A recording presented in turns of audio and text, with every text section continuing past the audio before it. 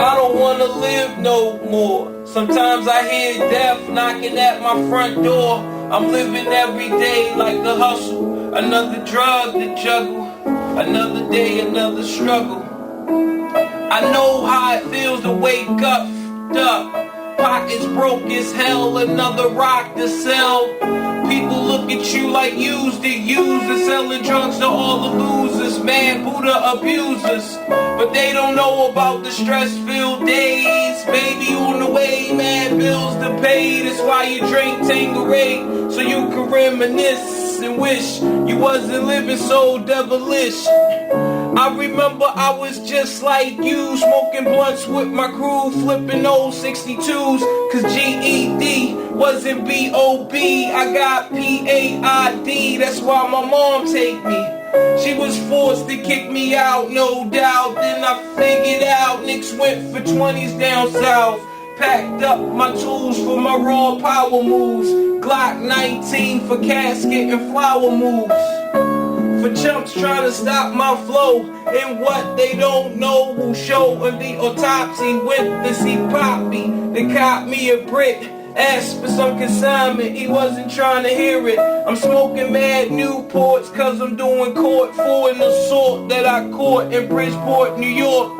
Catch me if you can like the gingerbread man. You better have your gat in hand, cause man, I don't wanna live no more. Sometimes I hear death knocking at my front door. I'm living every day like a hustle, another drug to juggle, another day, another struggle. I don't wanna live no more. Sometimes I hear death knocking at my front door. I'm living every day like a hustle, another drug to juggle, another day, another struggle. I had the master plan, I'm in the caravan on my way to Maryland with my man 2-Tex to take over this project. They call him 2-Tex, he told 2-Tex. And when he start the bus, he like to ask who's next. I got my honey on the Amtrak with the crack in the crack of a 2 pounds of hash in the stash. I wait for her to make some quick cash.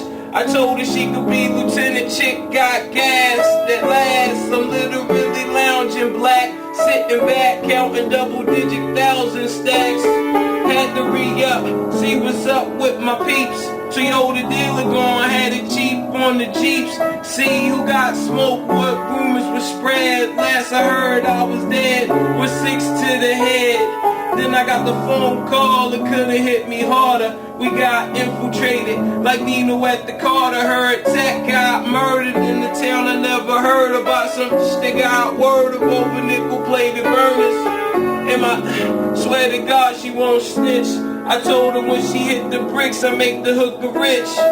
Conspiracy, she'll be home in 3. Until then I looks out for the whole family. A true G, that's me blowing like the bubble in the everyday struggle. I don't wanna live no more. Sometimes I hear death knocking at my front door. I'm living every day like a hustle, another drug to juggle, another day, another struggle. I don't wanna live no more. Sometimes I hear death knocking at my front door. I'm living every day like a hustle, another drug to juggle, another day, another struggle. I'm seeing body after body and I'm here Giuliani. Ain't trying to see no black man turn to John Gotti.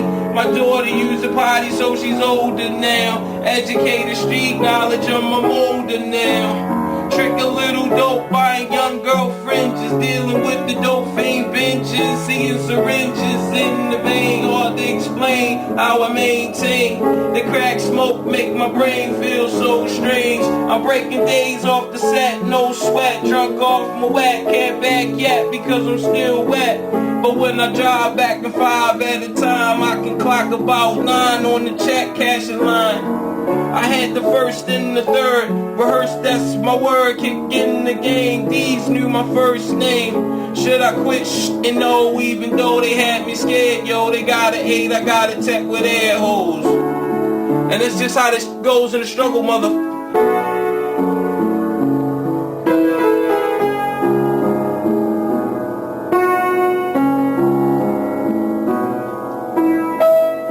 wanna live no more. Sometimes I hear death knocking at my front door.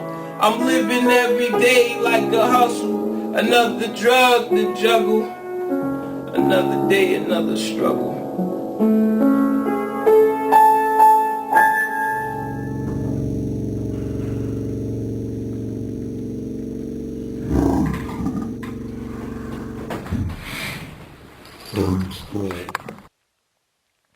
Here we are, back at it. This is the first episode of the new year, 2022.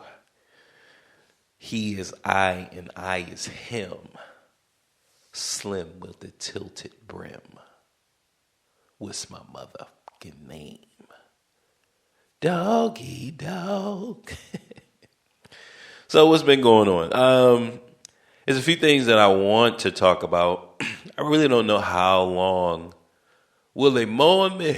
I wish it would have been another. How long will they mourn me? How long will they mourn? Right, I don't know how long this episode is going to be. I usually strive for 90 minutes to 2 hours. Like, that's really what I like, is 2 hours. But some episodes probably, I would say most of them, they probably run around 45 minutes. 45 minutes, maybe maybe a little bit longer, maybe a little bit shorter. Like this episode, it could be 30 minutes, it could be 35 minutes. It's okay because I'm starting a little late. But I wanted to get this episode out, right? Just kind of, all right, we got the new year. It's January. It's 2022. What are some projections? What are some resolutions? New Year's. What are some New Year resolutions? What are reflecting back? Right. What are some goals that we want to obtain? What are our philosophies, right? Like this is pretty much the episode because this year I'm just dealing with people and dealing with situations and just dealing with life, right? Death has been very impactful, right? My mother's just losing my mom and I've been watching a lot of like, I don't know, like nature videos. So I've been watching a lot of nature videos and I've been trying to watch like the gory, the deep, the just uncut, okay? Nature uncut. The wild uncut, because that's reality to me. Like that is true reality. Like we've been in this hyper reality for so long that, well, some of us, because some of us are off the grid. All right, some of us, we're not subscribed to this hyper reality of man. Man definitely has created a hyper reality for us to subscribe to. Some people call it the Matrix. They want to know, are we in a computer simulation? Well, we're in a simulation. I mean, we're in a simulation of physical, real. This is not a computer and you wake up and no, like this hyper reality is a simulation. We all agree to the roles that we play and I would say to the limitations that are set. We don't really agree. We all don't agree to the roles. We all don't agree to the limitations, but for the most part, I would say that we all agree to the limitations that are set. And just dealing with that. So it's like, look, man, I need to get away from that, right? I need to see reality for what it is, right? Because like I said, I mean, death as a human is very impactful. Like it truly is. I believe that I spoke about my cousin losing his grandfather, and it was like life changing. His life was on a certain trajectory. He was going to be in a private school, right? He got accepted. Like everything was looking up. His grades top notch. He was going to be a doctor, and he had everything going for him to become that doctor. But once his grandfather died, like that trajectory, like it took a deep impact, right? So we look at him as a planet, and he's sustaining life, right? And then here come an asteroid, right? And that asteroid smacks right dead into his planet. And this planet consists of the 5 minerals, the 5 deadly venoms, right? It consists of I don't even know if it's 5 minerals. I'm sure it's more than 5 minerals, right? That composites or makes up Earth, right? But from a chemical standpoint, I'm sure there's going to be a few elements, right? But let's just say his elements that create his planet, his reality.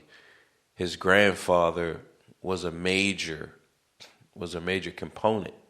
So when that asteroid came and it hit and it removed his grandfather, like his planet, him as a planet, his existence, his reality, everything, once his grandfather was removed, it really shook. It just shook up his reality, right? So he still was smart. He still was intelligent. That was never the question, right?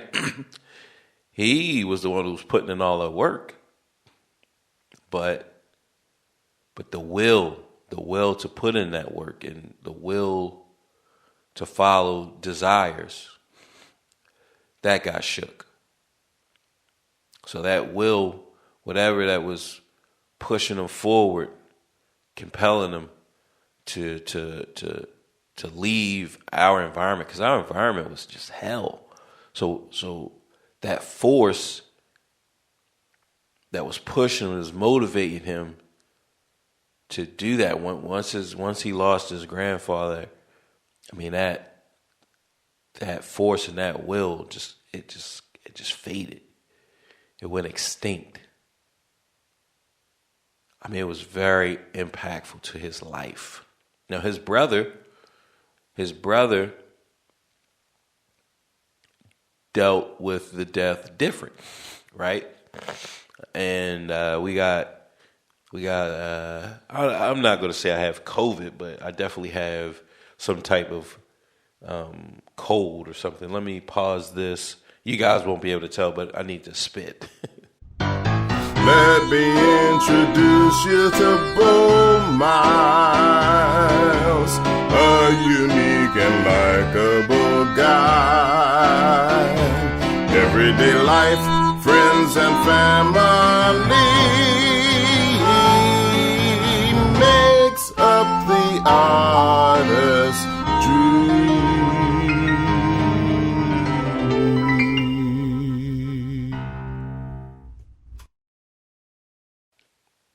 All right, so I did that. We're talking about death and the impact that it can have. So his brother, of course, we all grieve. So it's not even a point of his brother didn't grieve. Yeah, his brother did grieve, right? His brother took it hard. Everybody took it hard, right? But the core of his brother's existence in reality wasn't shaken.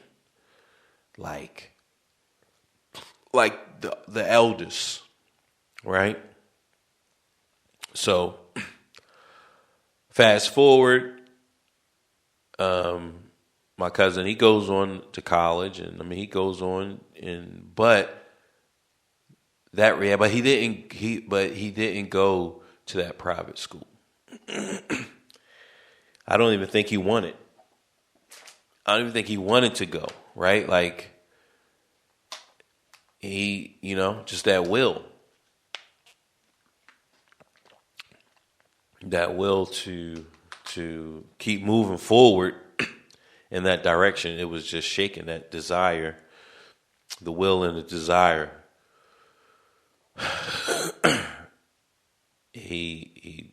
It just took a long time for him to pull himself back together. The youngest brother, once our good friend Dennis, and I speak about Dennis. He was very impactful in my life. Positive, very positive. We all have things about our lives that I would say that's questionable or that is held under a microscope. We all fall short, and Dennis is no different. But in my life, he's always been positive, right? So even though I may I may shed light on some of those negative aspects of his life, but far as interacting with my life personally and consciously interacting with my life, he was nothing but positive.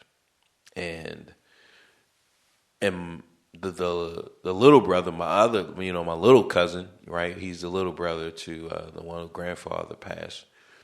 When Dennis died, like that shook up my little cousin's reality to the core. I mean, we're talking about life is on a certain path, and it just gets shooken to the core. And me just thinking about it, like a part of me wants to cry.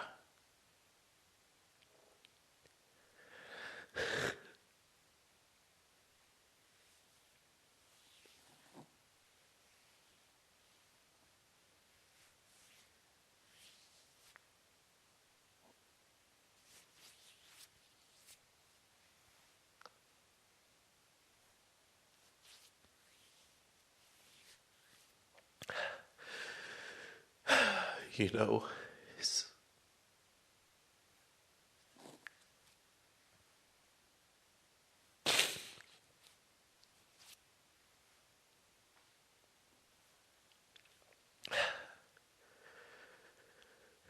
like that's what death will do to you.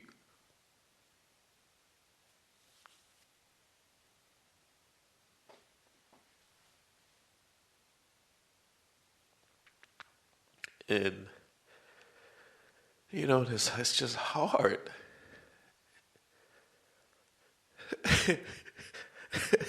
I'm thinking of the song Darnell Jones, "When you love someone, you just don't." So even though I'm crying, but you gotta laugh, right? You gotta. But death is hard when you love someone and you lose them. And like my little cousin, I think the reason why I had that moment of just crying is because like my little cousin, his life, it didn't turn out good. And I can say that, losing Dennis was a huge factor for my little cousin.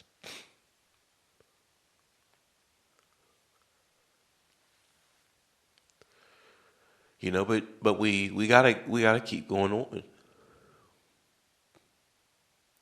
We can't stop.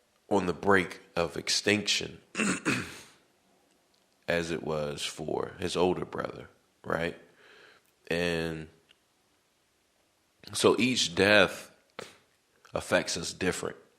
And it doesn't mean that, like, whatever that death that affects you, that doesn't mean that those other deaths didn't matter or you didn't care about them, right?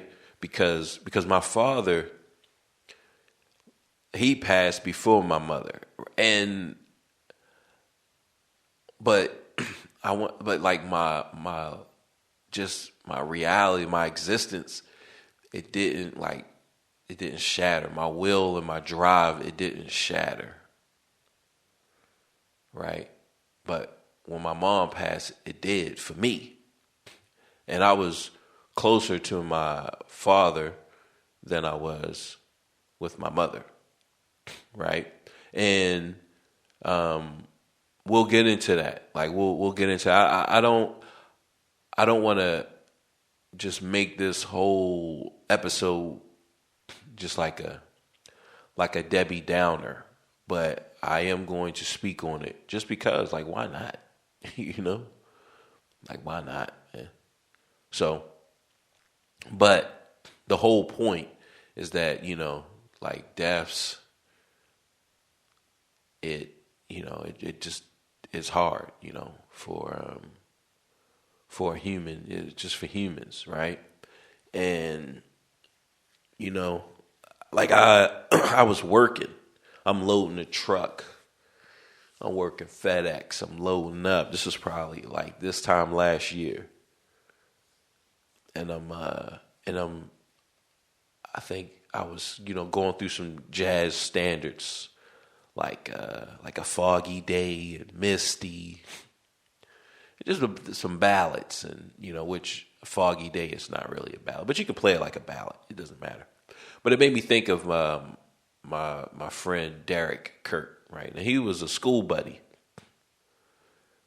and this is something that you learn, right? Like people are in your life in certain rooms, and they only traverse in that room. They're only stuck. They are stuck in that room.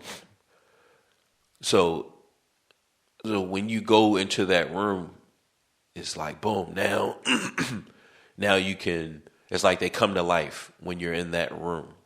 But so when I say a school buddy, like that's what he was. Now some friends can traverse through the house in multiple rooms, right? They can go multiple rooms with you and they still remain animate, right? They still remain animated. They still remain alive in a sense. And other friends, they can't leave that room, or they just don't. It just doesn't work. Even if you try, even if both of you try, it just doesn't work. And that's the relationship I would say with my friend Derek Kirk. And he, you know, he's a jazz musician. So, you know, jazz musicians, you gotta say the whole name. You gotta say their whole name when you speak on a musician, right? Which Dennis, he was a musician as well, but he was a singer and pop music, R&B.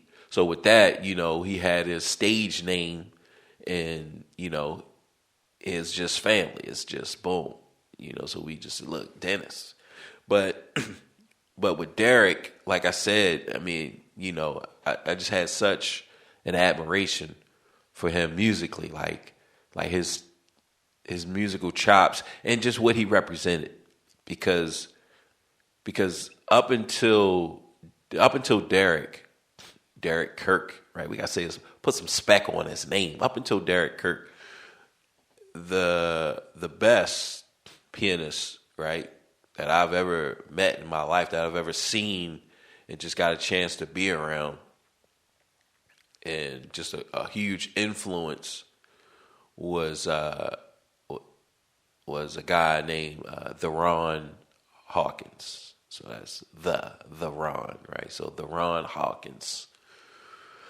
Baltimore City, inner city prodigy. We talking like 15, 16, playing like just a pure monster, right? Had the ear of God, and so we usually call that gifted. Now, I have a different perspective on it now, but just as a kid, you're told, okay, this is a gift from God, and look, this is unobtainable, right? You can never obtain this. And like the artist, as far as on the art side, the drawing side, was my cousin Adam, the best, the greatest artist that I've known. And I remember him. He drew like a Ninja Turtle on my jacket. Like, I mean, hooked it up. Now, I grew up and I was raised poor, dirt poor, the very bottom, right? So when my cousin Adam drew this Ninja Turtle on my denim jacket, I mean, it was like I had like $1,000 jacket. Like that's how it was. Like when I wore that jacket, I mean, people was like, "Oh my God!" I mean, it was just that detail, right? That's the greatest artist. Now, this is a gift, right? The eye and the hand of God. This is God given. The Ron, okay, is God given, the best, right? My cousin Adam, the best. And we get to college. I meet Derek Kirk, and then we had Doug Ford, right? Doug Ford, gifted, right? God given. He had the ear, played by ear, right?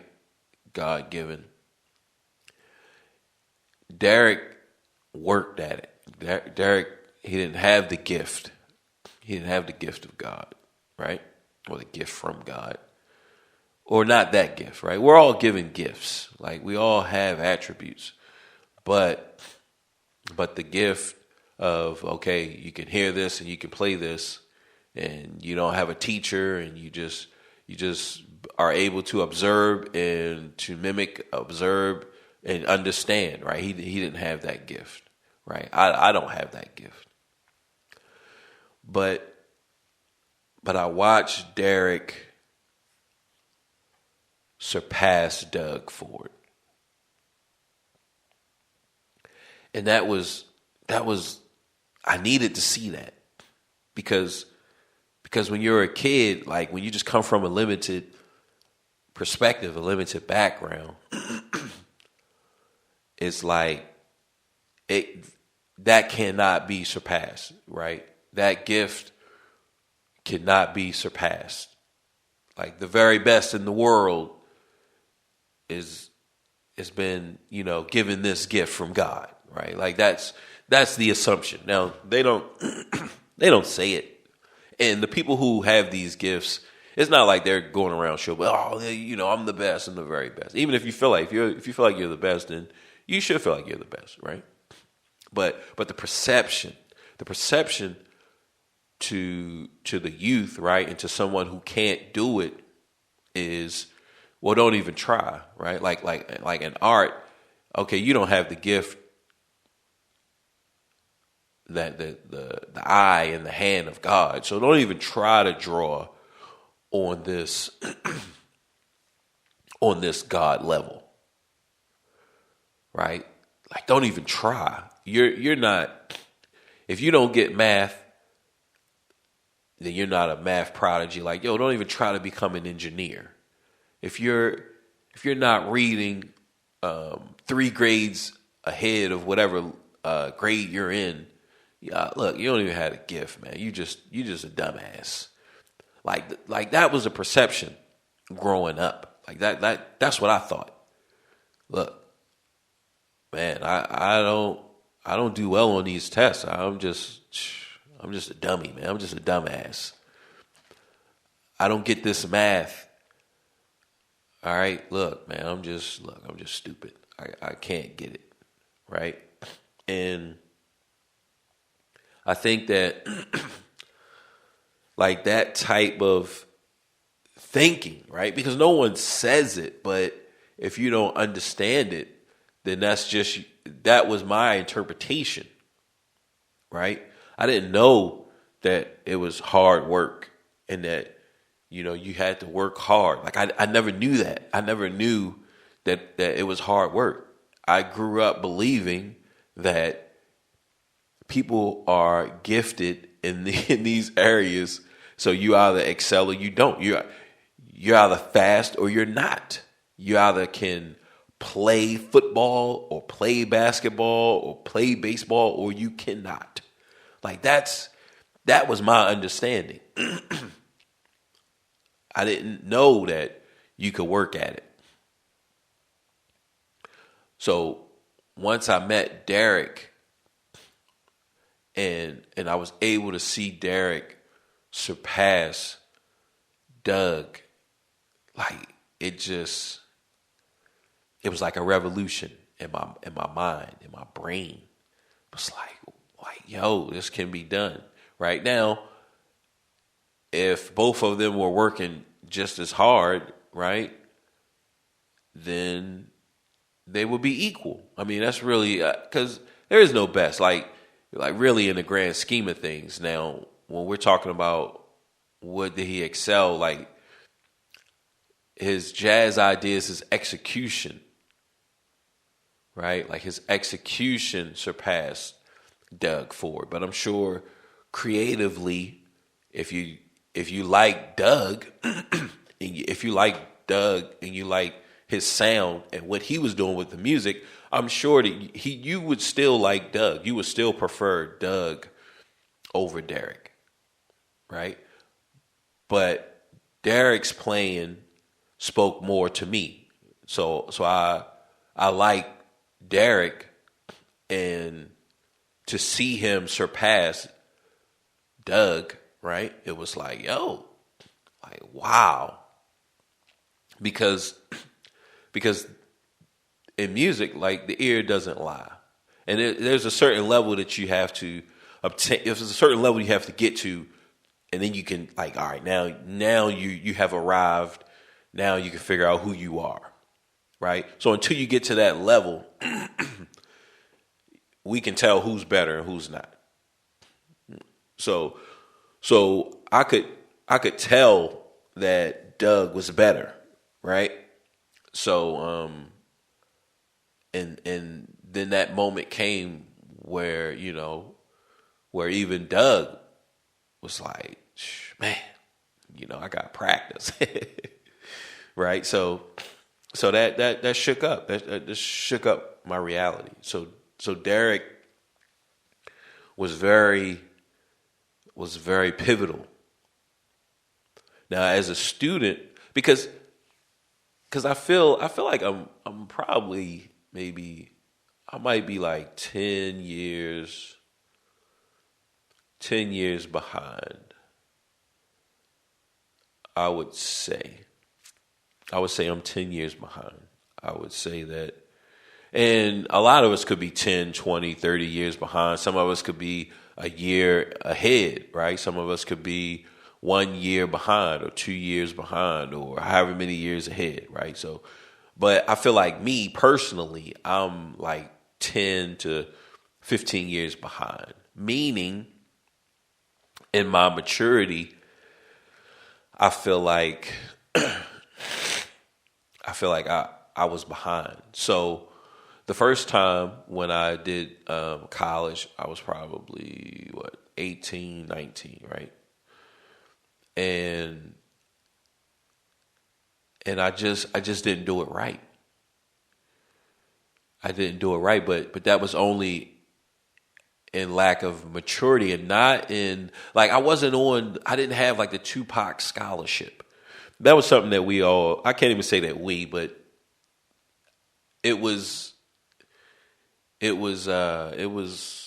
floating around, the idea. I don't know who coined it, but the Thug Life Scholarship. And the Thug Life Scholarship, the Tupac scholarship, meant that you were there for a semester, you were there for a year, and your thuggery got you kicked out of there. Either your thuggery was you just thugged it out on the grades, or you actually thugged it out on other students and just have it. You up there selling weed, you beating people up, like, man, like, yo, you don't care about probation. You like, man, you about to do this on camera, like, yo, you going back to jail, like, so that wasn't my issue, right?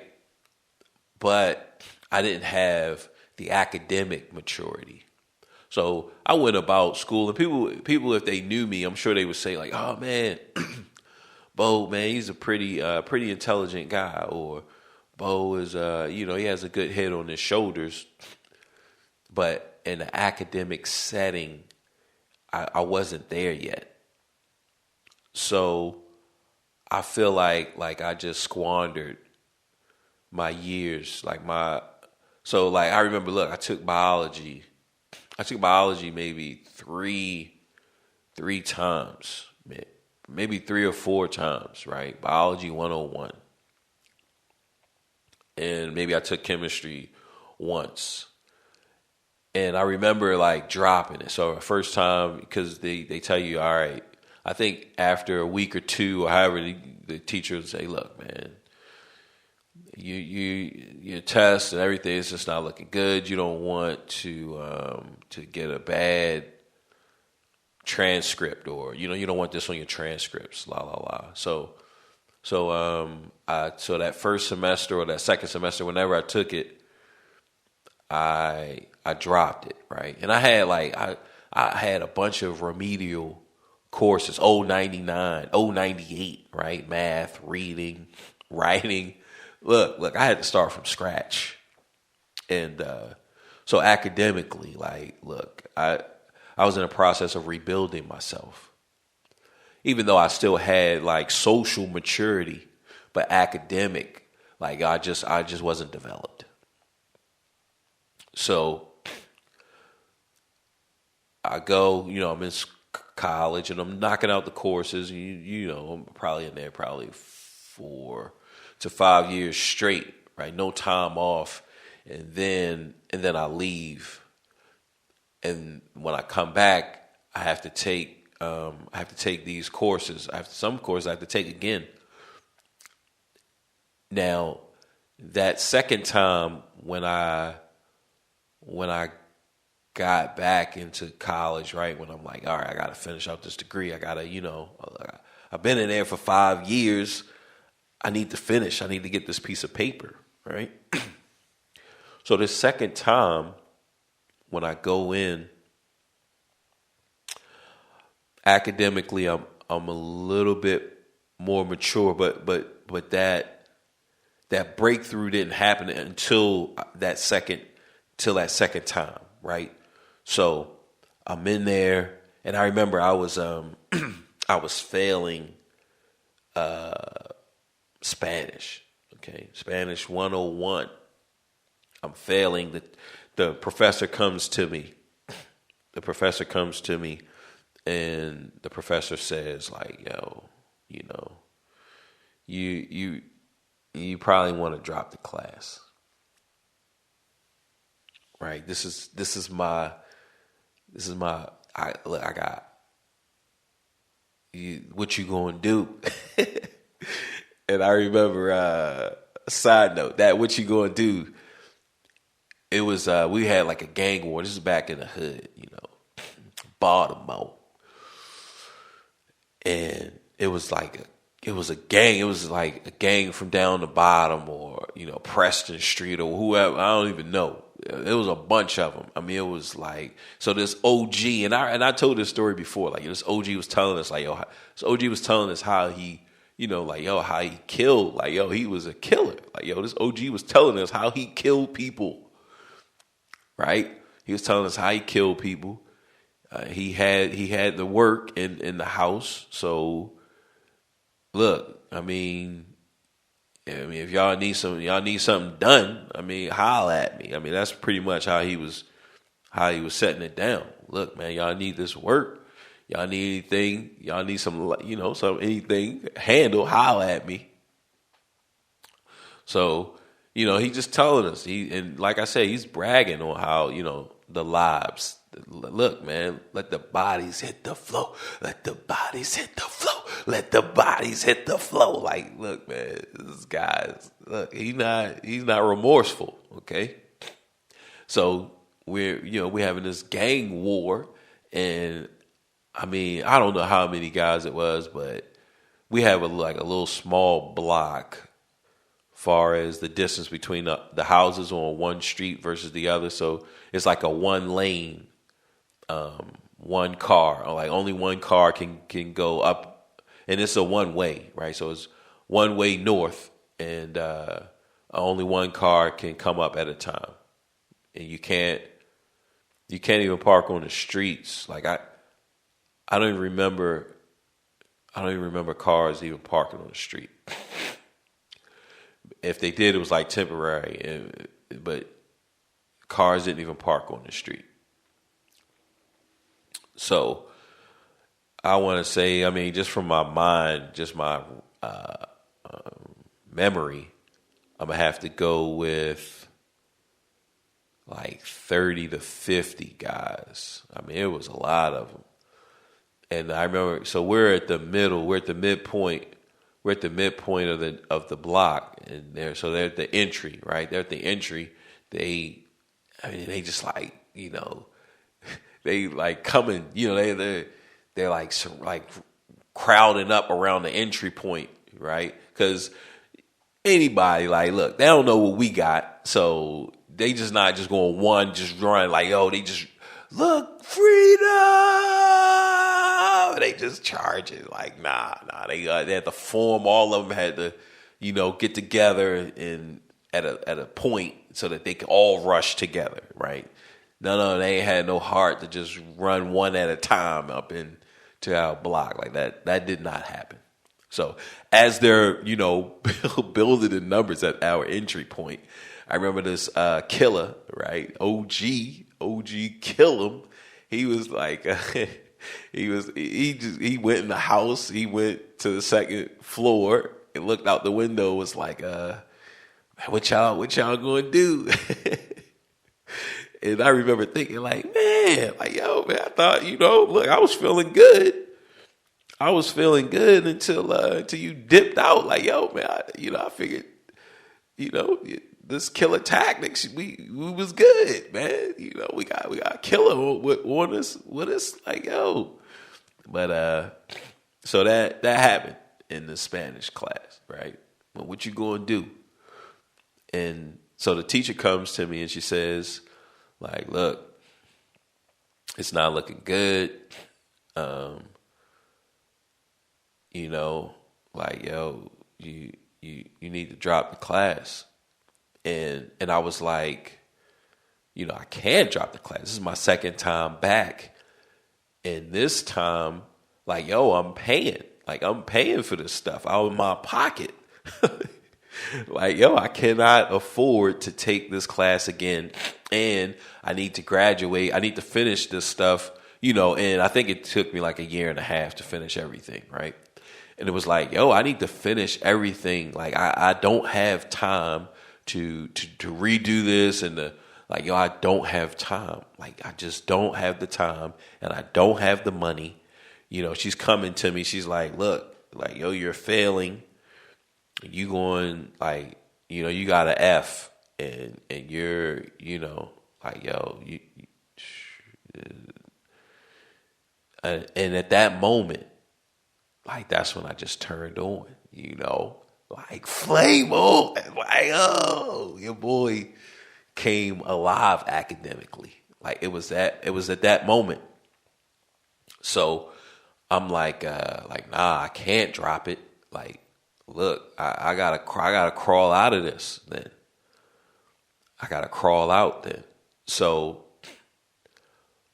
I start going to like tutoring. I was like, all right, I mean, y'all got tutoring program or what? Like, so I'm doing tutoring every day. Like, my free time when I'm on campus, because I don't live on campus, right? Like, this is my second time around. I don't live on campus. I got 2 kids. Like, this is, and so when I get on campus, every little I'm scheduling my tutoring time. I'm going hard, and I'm really putting in the work to dig myself out of that F, not for fresh to death, okay, for failing. I had to dig myself out, and I remember boom, we got midway. I want to say probably, because they usually hit you with this a fraction within. So I would say probably maybe a month in, right? So could have been maybe 2 weeks to a month in classes. That's when they hit you usually you got to drop, and so from there all the way until the end of the semester, boom, your boy is hitting it hard. I'm going hard, guard body, okay? I'm going guard body on him, son. And I'm just like, I'm just not playing. And I remember at the end of the class, the professor came to me, and she was just astonished, what in the world happened? She was like, you went from the worst student in the class to the best. She was like, I've never seen anyone do this.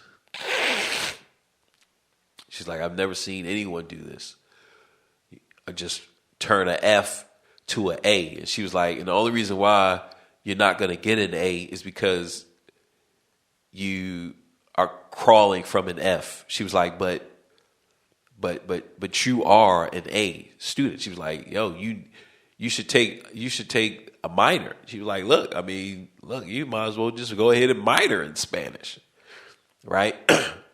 And it just speaks. And from that moment, I knew what it took to succeed academically, right? And remember where I came from, just the belief that man, all right, I'm doing Spanish. If I'm not getting it, the first time I hear it, if I'm not getting it, I'm not picking up, then look, it just wasn't meant to be, right? That's how I did everything. And up until Derek, right? Derek showed me you could be the worst, and then through hard work, you could be the best. And so I took those lessons with me. So that second time, after, like I said, I had that moment that, what y'all gonna do? The wolves are at the gate, and the killer go upstairs. He lock his door man, y'all on your own. I get that moment, and as far as academically, and boom, now I'm in there, right? Biology. Remember, I told you I took that maybe I failed it. Not even just that I took it, but I withdrew from the class. I failed. I did I did that maybe 3 times, and so my second stunt, boom, A, and we're talking finished first in every quiz. Every quiz finished first and the highest score, right? Because that meant something, because I was activated. I was activated just with that hard work. I understood okay, this is how you do it. All right, well, boom, we'll put me in there then. So So again, yo, you should think about doing this. Like, yo, you knocking out. But this is their first time meeting. So this professor, this is, each professor, this is their first time meeting me. Right? I didn't have because you'll get this. People who like, yo, if they knew Bo before, man, man, yeah, he took this class 3 times. He failed it, right? And man, yeah, of course, you mean that, 5th time's a charm, 5th time's, nah, because each time is the first time, right? We're not saying that I ran the race. No, I walked, right? Those first 2 times, those first 3, 4, 5, 20 times, I walked. I didn't even run, right? So look, this is my first time running, right? But that's just the academic maturity. Chemistry is the same with chemistry. The highest scores, right? We're talking perfect scores and speed to match. First one finished. Like, yo, look, man, let's just knock it out. So that was what? That was like 10. I want to say that was like 10 years later from when I first started. So that's why I say that I'm 10 years behind because if I would have started like that, then I mean my career choices would be different. Right? Just my thinking, my academic maturity versus my income and my vision for my life and for myself. Because hearing the coach scream ain't my lifetime dream. Know what I mean? Right? So boom, I go into education, but for what? Really? For what? It wasn't because all my life I just wanted to help the youth, kick the truth to the young black youth. Nah, that wasn't it. I wanted to be a history teacher only because my favorite teacher was a history teacher. I just wanted to mimic his life, right? I spoke on that, Mr. Carey. I just wanted to just, do and be whatever he did, whatever he was into. I wanted to, boom, sign me up for the Mr. Carey Express, right? So that was the trajectory, and then we just fall into music, and it's like, yo, but that's only because I lacked academic maturity, right? So that's why I say that I'm 10 years behind. So even now, I feel like I'm 10 years behind, right? But time doesn't change. Your age doesn't change. So even though you can have all of these visions, yo, I'm gonna do this, I'm gonna do that. All right, you're about to be the 70-year-old guy who graduates from college. Okay, you about to enter into the workforce, but hyper reality doesn't change just because you change. You gotta move with the herd, right? Sheeple. You gotta move with the herd.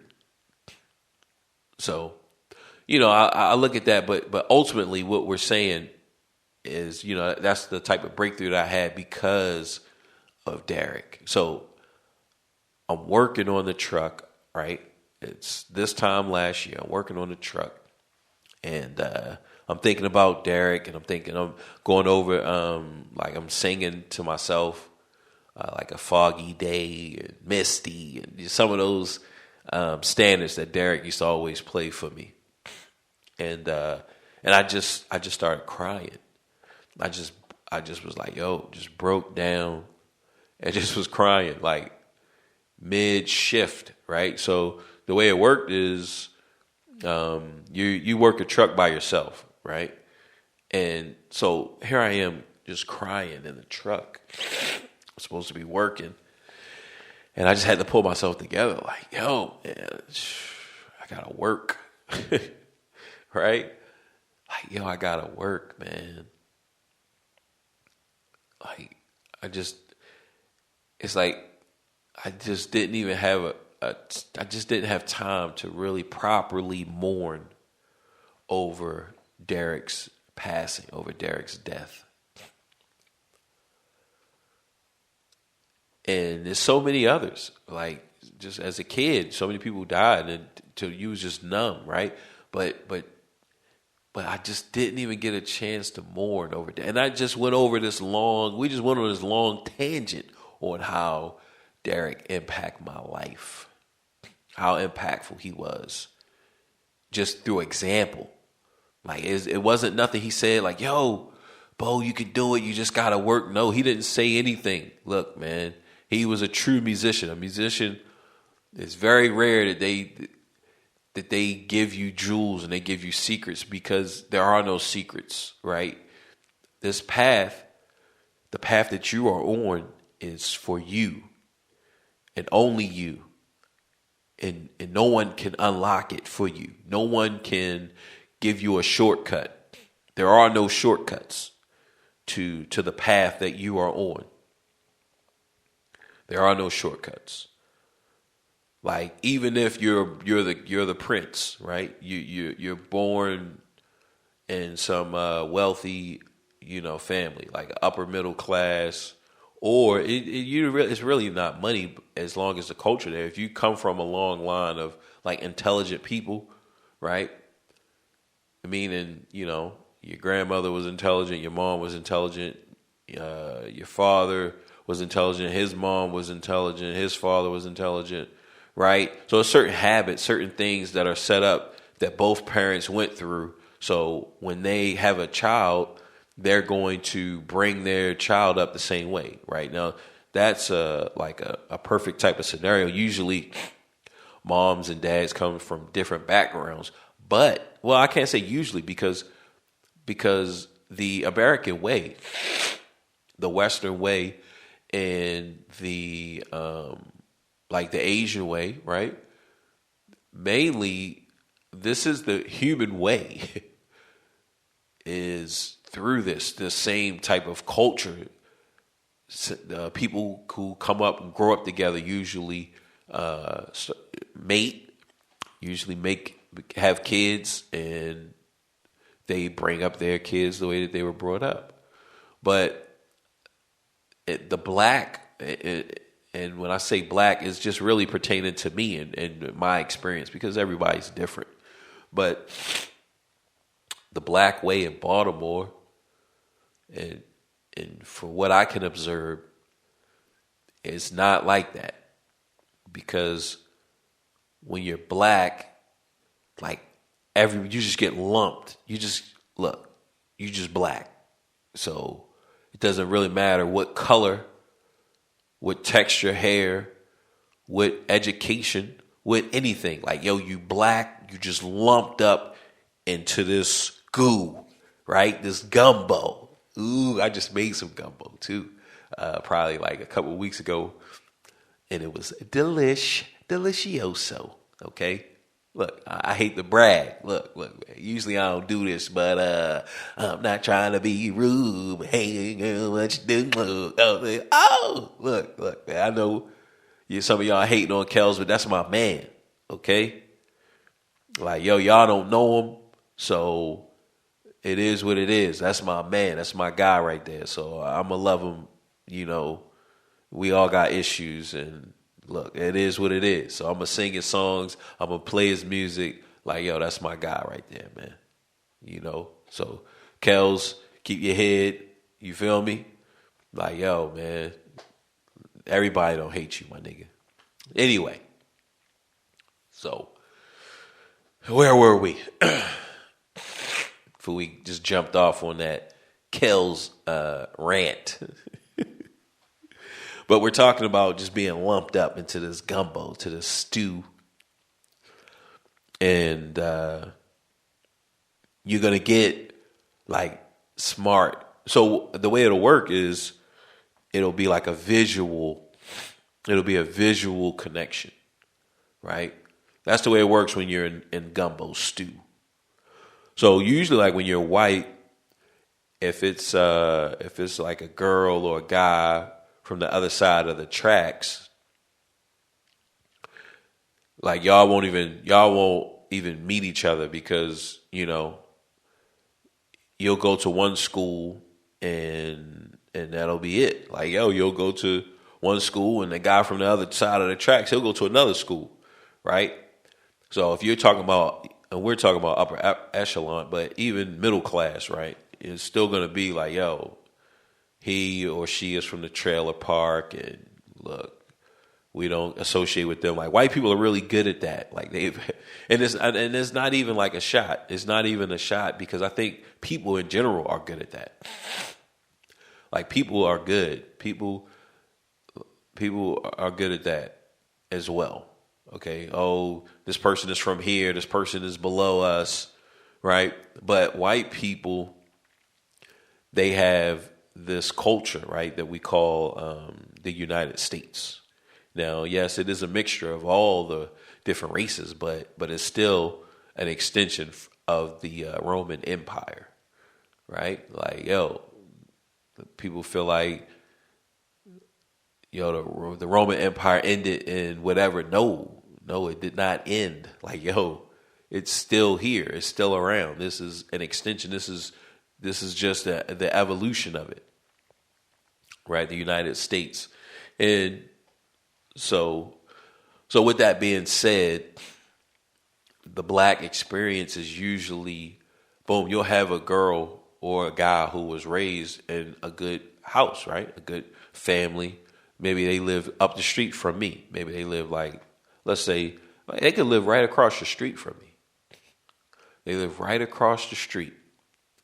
But on my side, just right across the street from them, and, you know, let's say their father has a good job and their mother have a good job, and his father had a good job, and his mother had a good job, and her father, you feel me? Like you got all of that. Just look, we're trying to uplift the people. We're trying to uplift the movement in the black. We're trying to expand the black thought. You have all of that going on right across the street. You have me.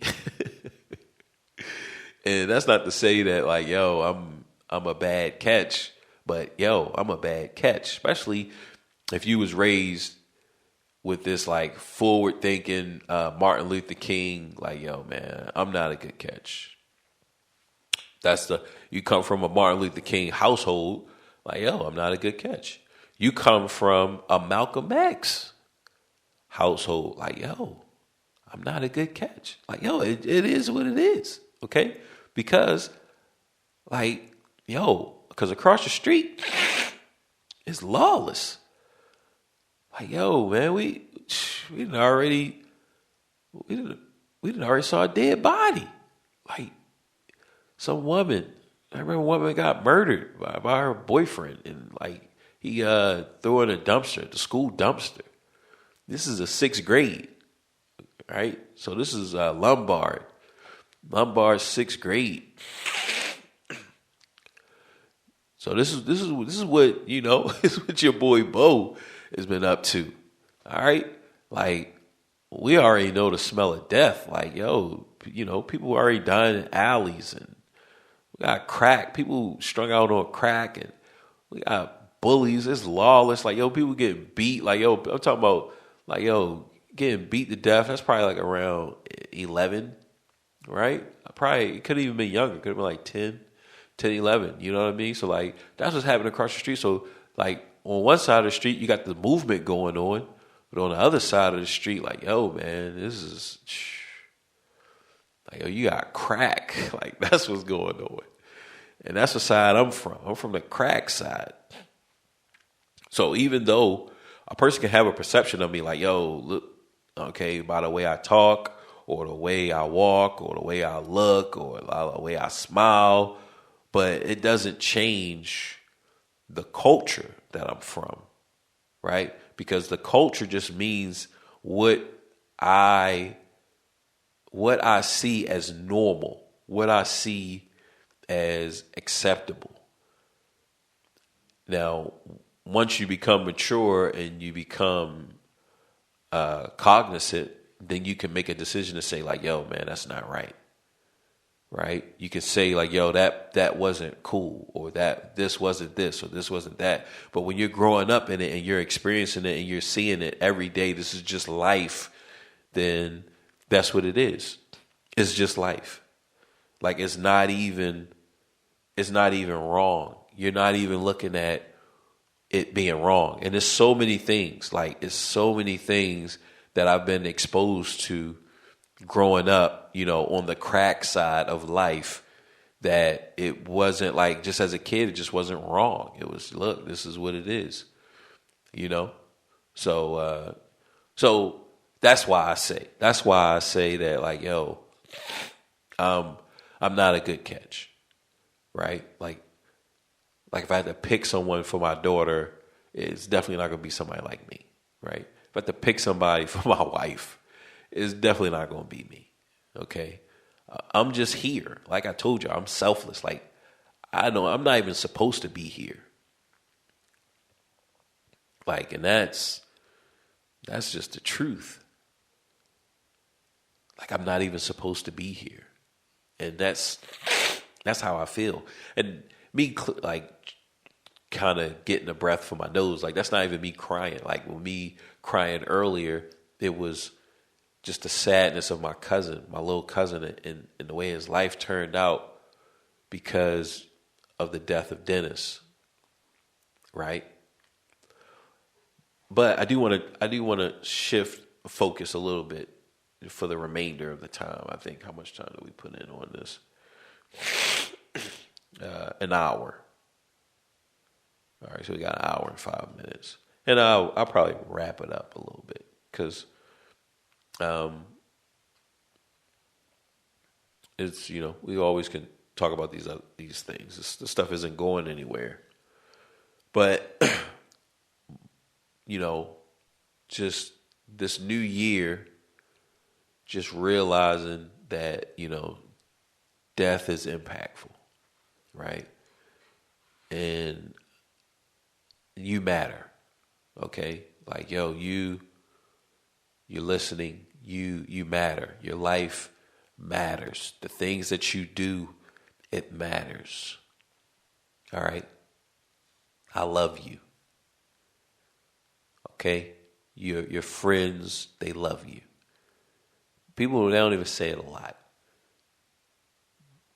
But they're on my side of the tracks, on the crack side. Now, on the other side, they might say it all the time, to the point that you don't even hear it anymore, because that's even something, right? You say it so much that it loses its meaning, right? So no matter which side you're on, just know that you matter. In this new year, look, one thing that I don't really care to change people's beliefs as far as what they believe at the core of their system. Like, I don't want to change that. Like I have my beliefs, and I'm cool with my beliefs, and I don't really care to challenge anyone else's beliefs. Like, believe what you believe. Like, yo, it's fine. Like, believe what you believe, and I don't want to debate you. I don't want to have an argument on you seeing things my way. But watching, bringing it back to the beginning, and we're talking about those videos of the wild. Like, when I was watching those nature videos, because like I said, like, my mom's death was very realm shattering, where I had to kind of pull it together. And one of the things that I kind of look when I look at those videos, it's usually it's some animal getting eaten alive. And it just puts things in perspective as far as death, right? And like everything dies. Everything dies. And some things, like one, I think it was a zebra. It was being eaten alive, and it was a baby in a sack.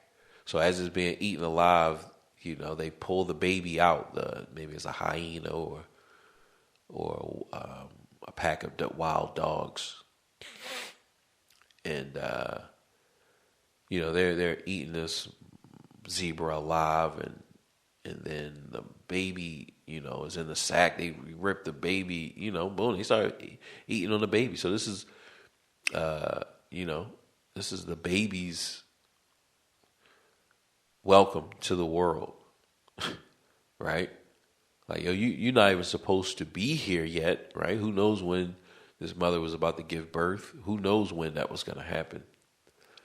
But clearly it wasn't that second that she was being eaten alive. It wasn't that second. So the baby introduction to this world, to this existence, is monster. It doesn't even realize that it is even anything, right? You're in the womb.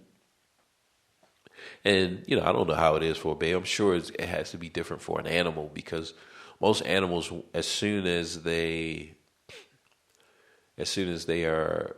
come out, like, as far as zebras and gazelles and all of that type of stuff, as soon as they come out, they're ready to go. Like, as soon as they come out, they are, boom, walking, breathing, eating, fully formed.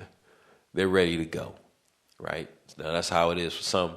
So you just have to know that maybe in the womb for those type of animals, they are conscious of themselves and their mother, right?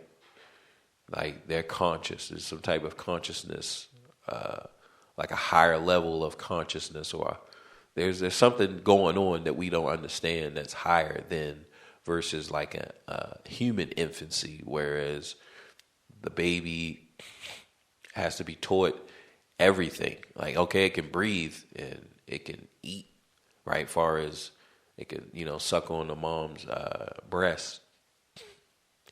But other than that, it can't move, it can't, crawl, it can't, right? So it's very dependent on the mother or the parents. But with these animals, as far as these, the zebra, its first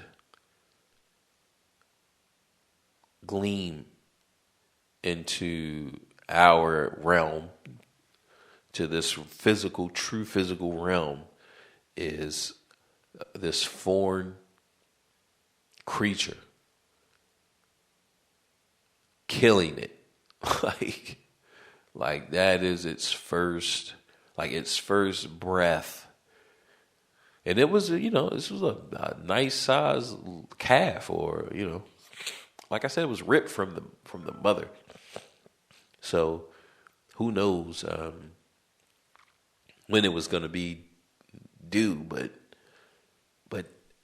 that made me think. So like when I think about my mother, right, and her passing, and then I put it up against this baby zebra calf. I don't know if it's called a calf or what, but when I put her life and her death to that calf, or to that mother, that zebra, that, zebra mom, I put it up to that.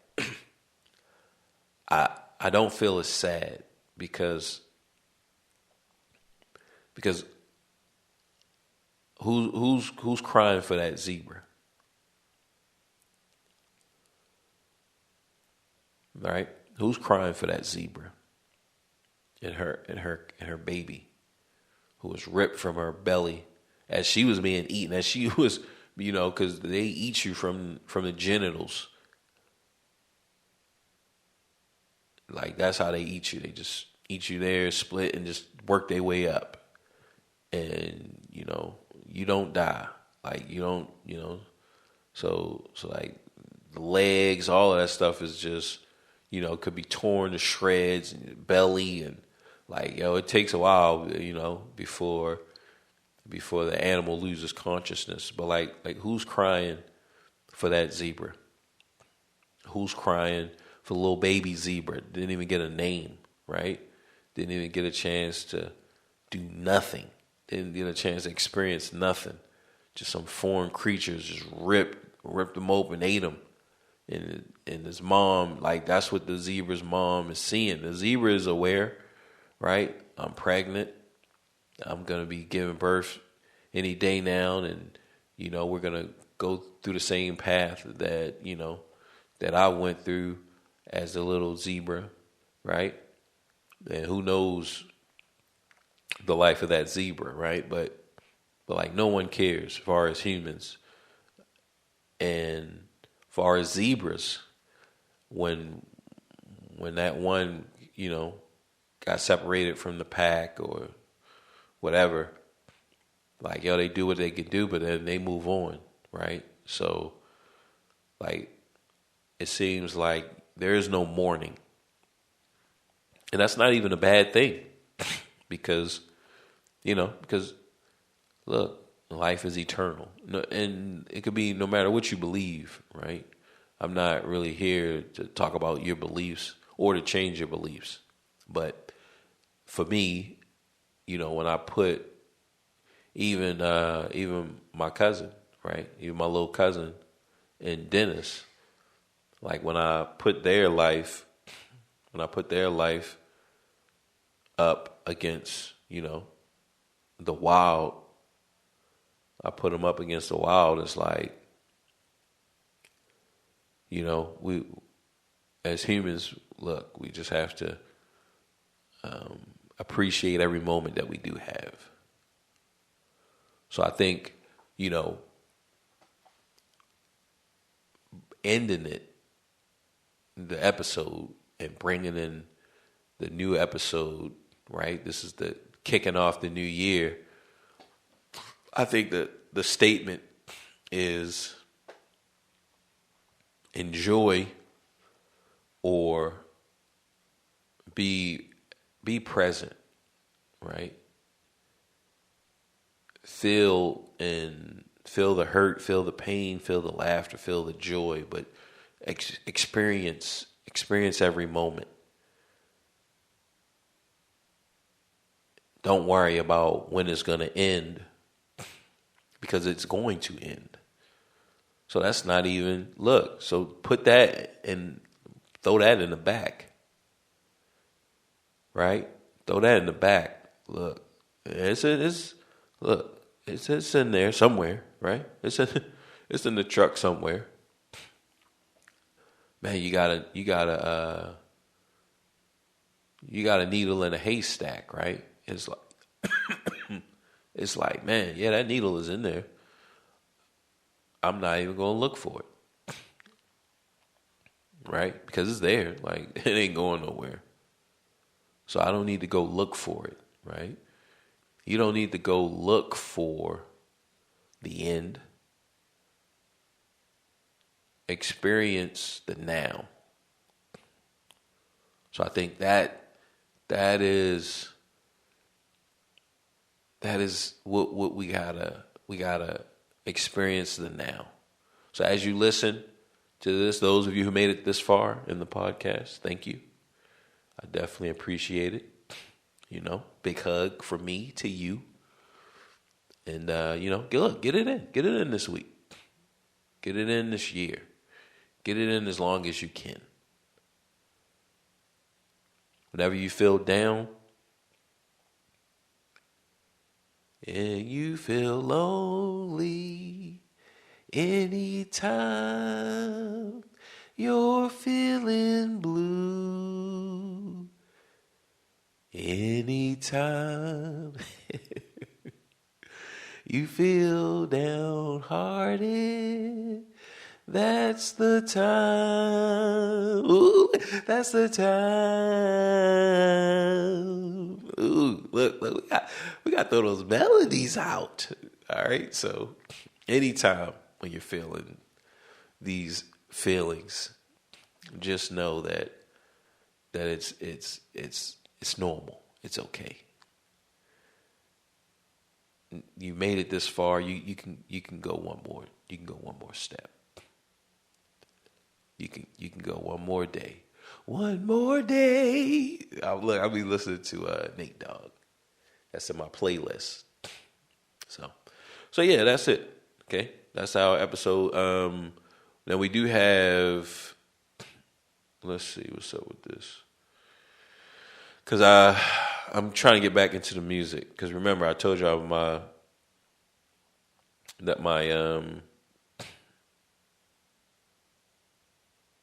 I'm just kind of skimming through this.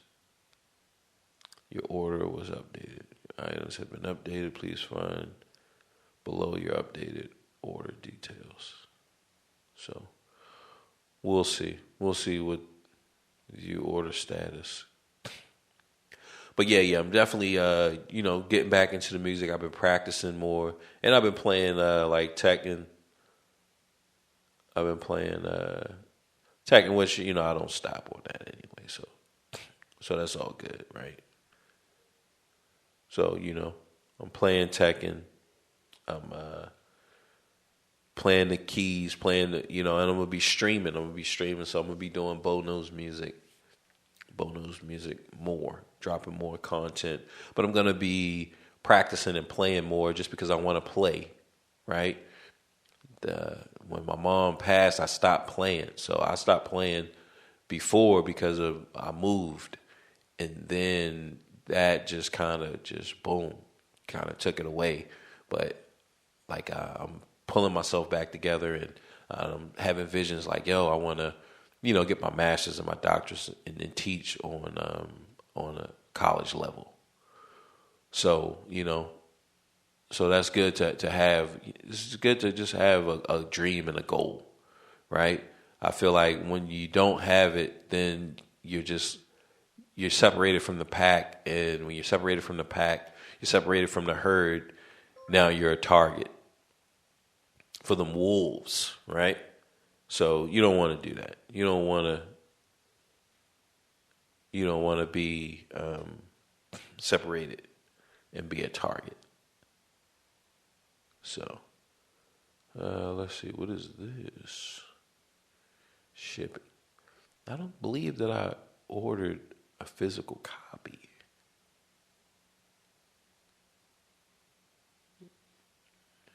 Ship. Access. All right, so we'll check it out. But that's that.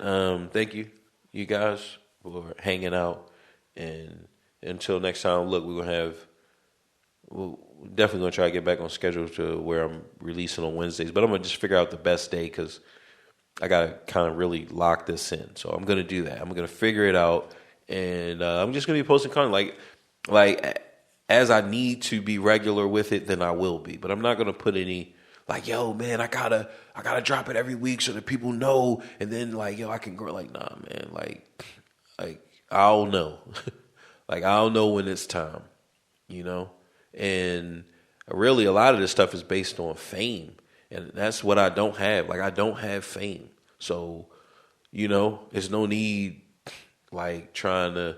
Oh, you gotta play like you famous, and then you can when you finally get man. Like, yo, man, people who are famous are famous. So people who are not are not.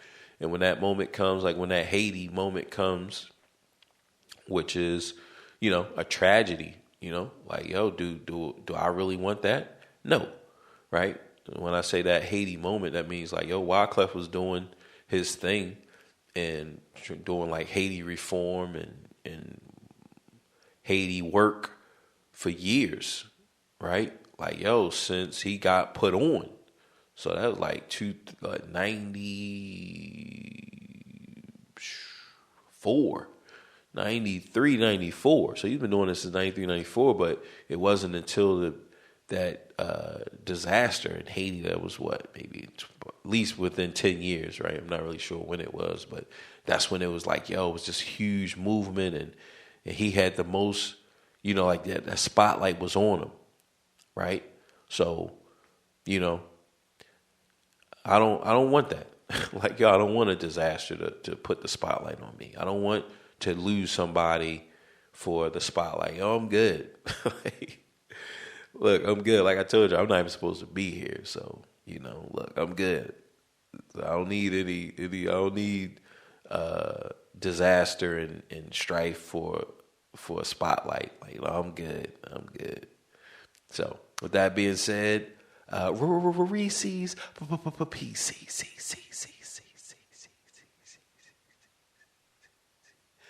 that's the time. That's the jam. I think it's Eddie Arnold or Eddie Earl. I was looking for it on iTunes and couldn't find it. I'm gonna look again. That's a really good song. I don't wanna live no more. Sometimes I hear death knocking at my front door. I'm living every day like a hustle, another drug to juggle, another day, another struggle. I know how it feels to wake up, pockets broke as hell, another rock to sell.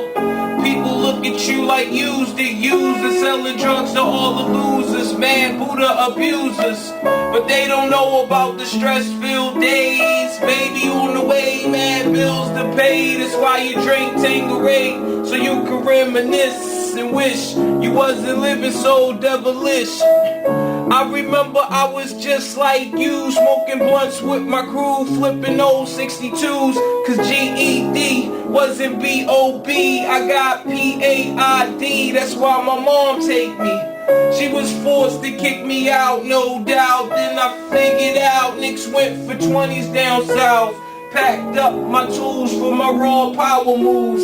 Glock 19 for casket and flower moves.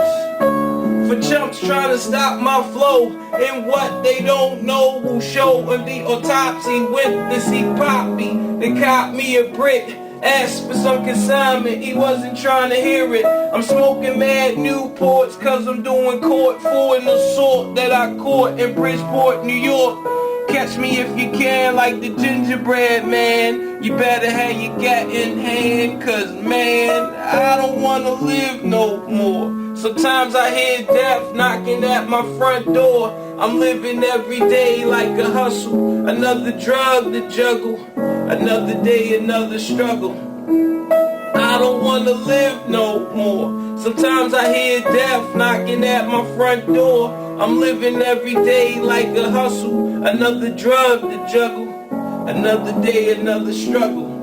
I had the master plan, I'm in the caravan on my way to Maryland with my man 2-Tex to take over this project. They call him 2-Tex, he told 2-Tex. And when he start the bus, he like to ask who's next. I got my honey on the Amtrak with the crack in the crack of 2 pounds of hash in the stash. I wait for her to make some quick cash. I told her she could be Lieutenant Chick, got gas that lasts. I'm literally lounging black, sitting back, counting double-digit thousand stacks. Had to re-up, see what's up with my peeps. Toyota dealer gone, had it cheap on the Jeeps. See who got smoked, what rumors were spread. Last I heard I was dead, with 6 to the head. Then I got the phone call, it couldn't hit me harder. We got infiltrated, like Nino at the Carter. Heard Tech got murdered in the town I never heard about. Some stick got word of open nickel-plated burners. And I swear to God she won't snitch. I told her when she hit the bricks, I make the hooker rich. Conspiracy, she'll be home in 3. Until then, I looks out for the whole family. A true G, that's me, blowing like a bubble in the everyday struggle. I don't wanna live no more. Sometimes I hear death knocking at my front door. I'm living every day like a hustle, another drug to juggle, another day, another struggle. I don't wanna live no more. Sometimes I hear death knocking at my front door. I'm living every day like a hustle, another drug to juggle, another day, another struggle. I'm seeing body after body and I'm here Giuliani. Ain't trying to see no black man turn to John Gotti. My daughter used a potty so she's older now. Educated street knowledge, I'm older now. Trick a little dope, buying young girlfriends, just dealing with the dope fiend benches, seeing syringes in the vein, hard to explain how I maintain. The crack smoke make my brain feel so strange. I'm breaking days off the set, no sweat, drunk off my wet, can't back yet because I'm still wet. But when I drive back in 5 at a time, I can clock about 9 on the check cashing line. I had the first and the third, rehearsed, that's my word, kick in the game, these knew my first name. Should I quit? And no, even though they had me scared, yo, they got an 8, I got a tech with air holes. And that's just how this goes in the struggle, mother.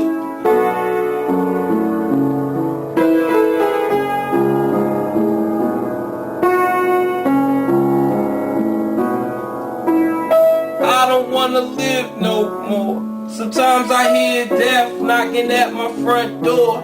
I'm living every day like a hustle, another drug to juggle, another day, another struggle.